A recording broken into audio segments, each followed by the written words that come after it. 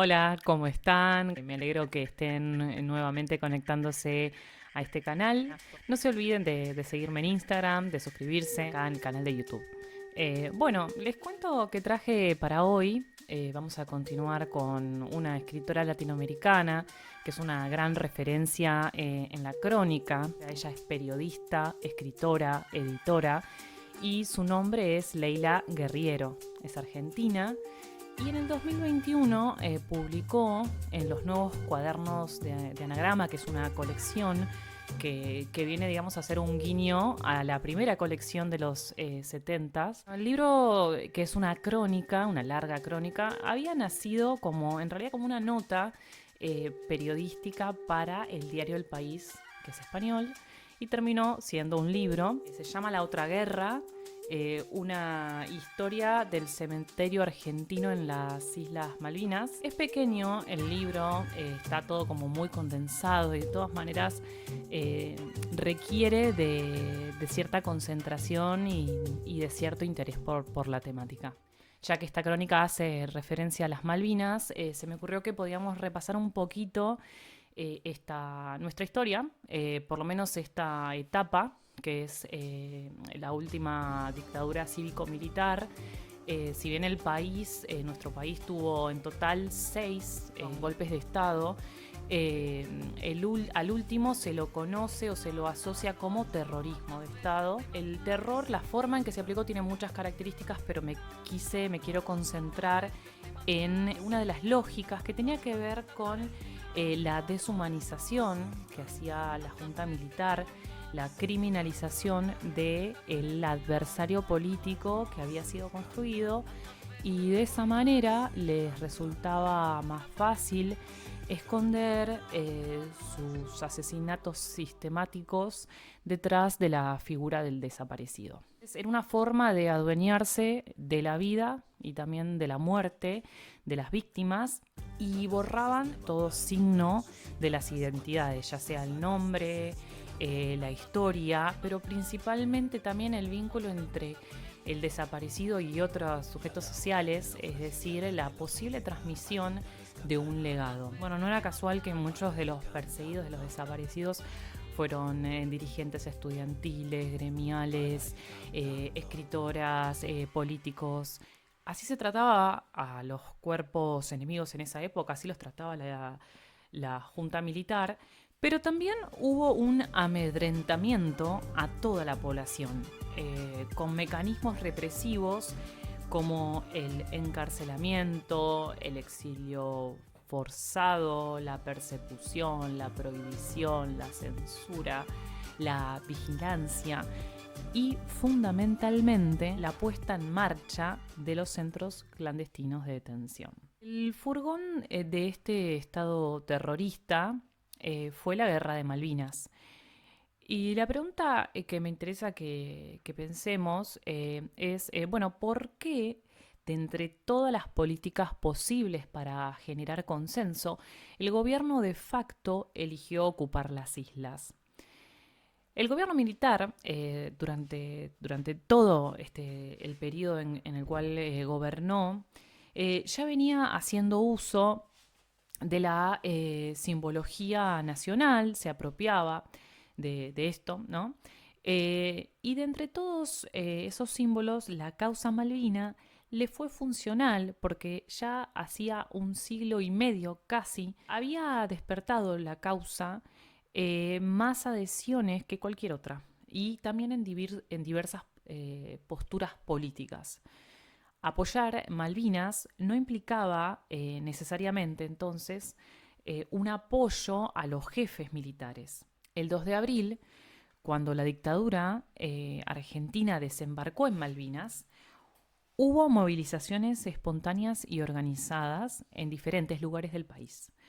El apoyo tenía sus grises. A algunos la causa Malvinas les permitía volver a la calle para hacer política. La consideraban un símbolo del despojo imperialista y la posibilidad de denunciar la dependencia colonial frente a Inglaterra y de recuperar una porción de la nación. Apoyaban la causa, pero se oponían al gobierno militar. Otros, en cambio, no distinguían, no eran conscientes entre una cosa y otra, y obviamente que también, bueno, la junta militar tenía sus adeptos.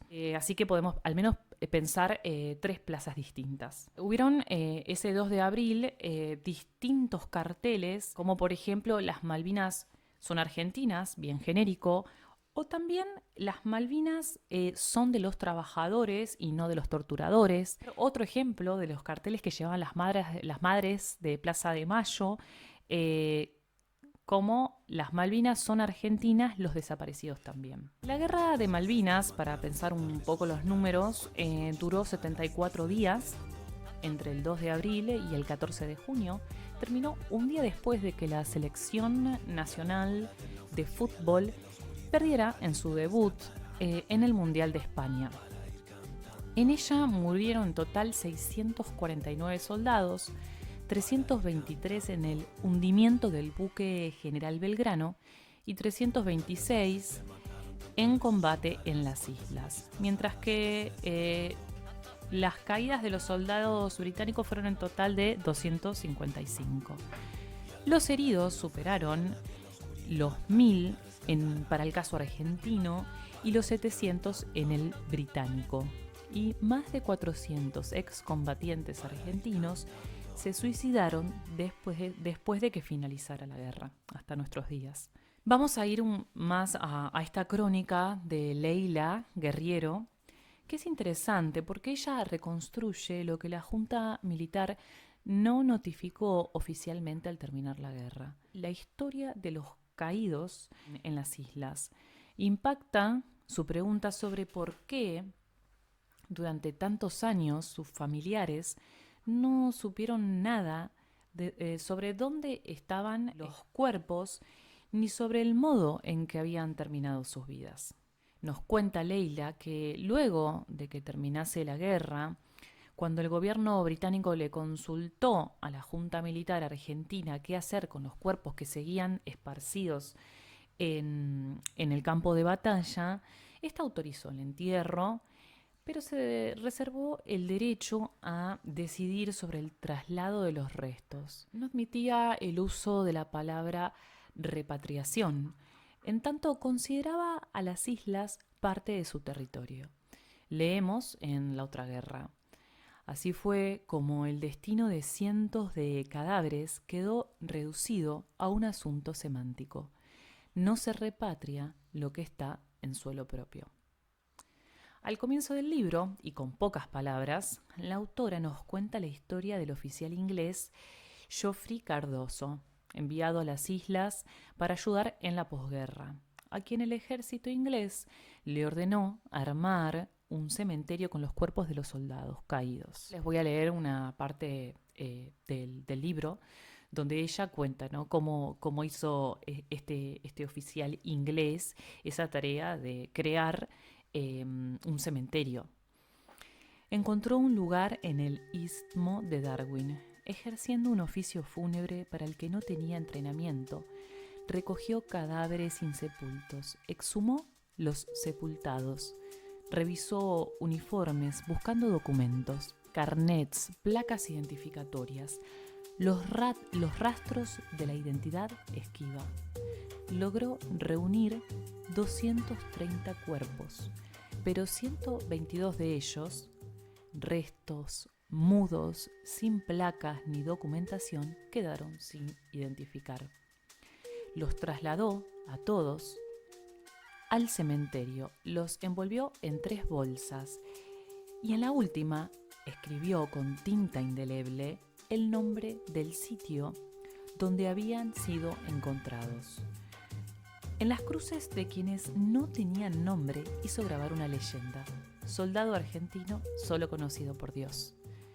Elaboró un informe minucioso y lo remitió a su gobierno, que a su vez lo remitió al gobierno argentino. El cementerio se inauguró el 19 de febrero de 1983. Y cuando avanzamos con la lectura de la crónica de Leila, nos enteramos de que recién en el 2008, 26 años luego de terminada la guerra, el excombatiente Julio Haro se enteró en Londres que el Estado argentino no había dado a conocer el informe de Cardoso, cuando, dadas las casualidades, este fue su intérprete en una jornada de estrés postraumático. No podía creer que la Junta Militar no hubiera comunicado ni hecho nada con los cuerpos que Cardoso no había logrado identificar. Bueno, a partir de este descubrimiento, nuestro excombatiente comienza a moverse, a recorrer ciudades, pueblos, con la ayuda de una periodista que, bueno, durante la dictadura le había tocado cubrir Malvinas y no se había olvidado más de la causa, llamada Gabriela Cosifi.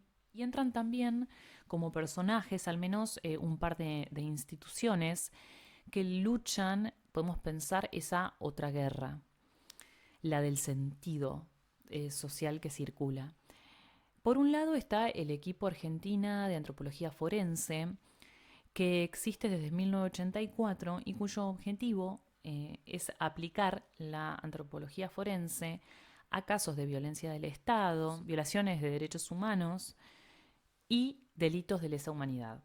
Y por otro lado, otra institución muy importante en la crónica es la Comisión de Familiares Caídos en las Islas Malvinas e Islas del Atlántico Sur, que se opuso hasta hace muy poco a las identificaciones. Fue presidida entre 1982 y 2010 por un agente de inteligencia del ejército durante la dictadura, llamado Héctor Cisneros, quien renunció cuando se develó su rol. Leemos en la crónica. Decían que iban a desenterrar todos los cuerpos y los iban a traer al continente. Decían que era un plan de los británicos para vaciar el cementerio y sacar la presencia argentina de las islas. Decían que iba a ser un carnaval de huesos. En esta historia del cementerio argentino en Malvinas, emergen de manera equilibrada variados testimonios, referentes de las instituciones mencionadas, familiares de los caídos, algún funcionario, algún empresario. La mayoría sostiene su postura durante toda la historia. Quieren o no que se restituya la identidad de esos cuerpos. Se destacan, sin embargo, aquellos testimonios que se transforman, como el caso de Delmira Hasenclever de Cao, que fue la segunda presidenta de esta comisión de familiares que les mencionaba entre el 2010 y el 2016. Ella sucedió a Héctor Cisneros. Durante el ejercicio de su rol, ella siempre se opuso a las identificaciones. Atendamos este fragmento del libro. Julio, uno de sus dos hijos varones, era maestro de escuela.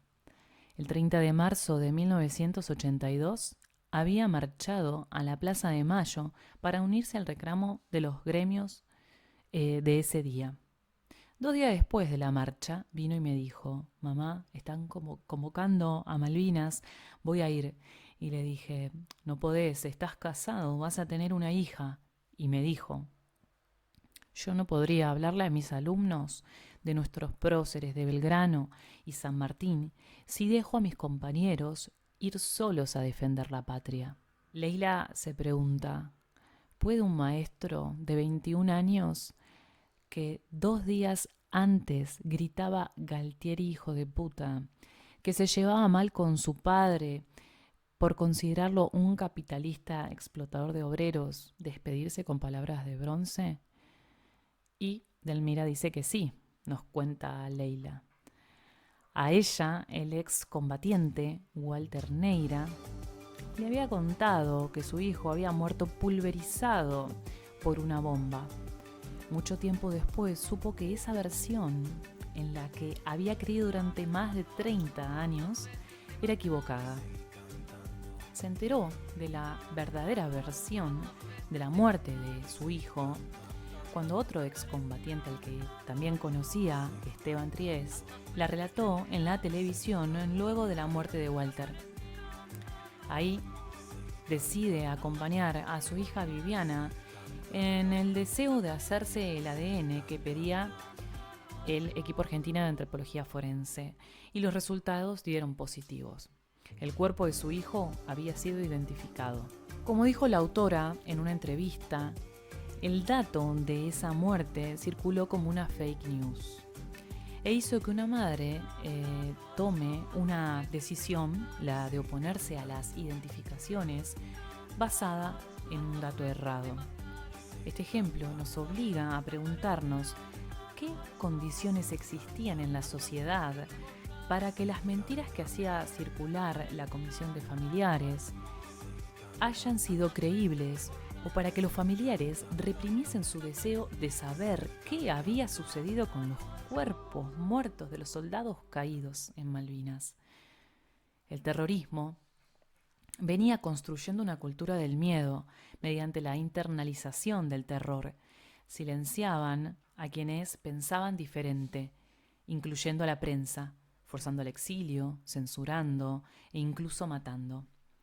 La autocensura y la omisión de información convivieron con medios que apoyaban a la dictadura, mintiendo y difundiendo durante la guerra noticias de corte triunfalista, las mismas que una vez terminada la guerra crearon en gran parte del público argentino la sensación de que las islas habían caído sin combatir. A los cuerpos de los soldados caídos en Malvinas, la Junta Militar los trató con el mismo terror con el que venía tratando a los desaparecidos. Les negó sus identidades individuales, no difundió información para que las y los argentinos supiéramos del sacrificio de los jóvenes soldados. Hasta acá llegué con la reflexión sobre este libro que realmente es muy interesante. Esta es tan solo una clave de lectura, así que por supuesto les invito a que lo lean en completitud y bueno, si quieren realizar comentarios también. Así que nos vemos dentro de 15 días en la siguiente columna o reflexión literaria. Gracias por escuchar. Tantas veces me mataron, tantas veces me morí, sin embargo estoy aquí resucitando. Gracias doy a la desgracia y a la mano con puñal, porque me mató tan mal. Y seguí cantando, cantando al sol. Y seguí cantando, cantando al sol. Tantas veces me borraron, tantas desaparecí. A mi propio entierro fui solo y llorando. Hice un nudo de pañuelo, pero me olvidé después que no era la única vez. Y seguí cantando.